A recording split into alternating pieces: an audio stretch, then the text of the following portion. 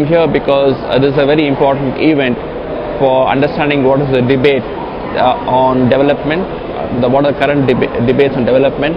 More importantly, we would like to see how the post-2015 development agenda is going to shape and how is it going to make an impact on people who have been left out in the current MDGs that include persons with disabilities.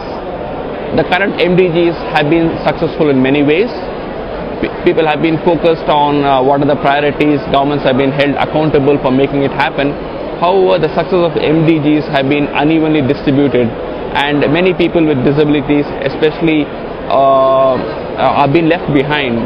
So if you look at the progress of the MDGs, there are more than 1 billion people still living in extreme poverty, of which there are more than 400 people with disabilities who are very poor, who have not been addressed by the current MDGs. So what we are looking at is how can we make sure that the post-2015 development agenda is accessible and inclusive to persons with disabilities. So we want to make sure that the voice of people with disabilities are heard and they're involved in part of the creation, monitoring and the evaluation of the development framework.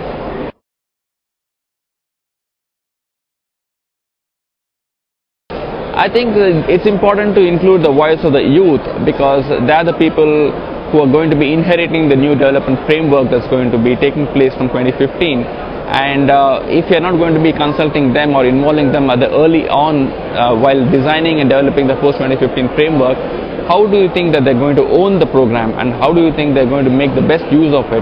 So it's going to be another set of goals that somebody has done it for them without they being part of it. So I think that's the reason why we are looking at engagement with young people, especially young people with disabilities, to be part of this process so that their views are heard and they feel a commitment to making sure that happens.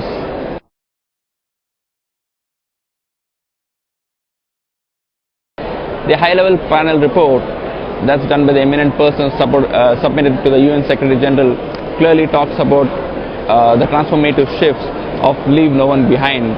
So we would like to make sure that the post-2015 agenda really is committed to the particular slogan of leave no one behind and make sure that people who are in the marginalized groups equally benefit from the goals that have been set for eradicating global poverty and promoting sustainable development.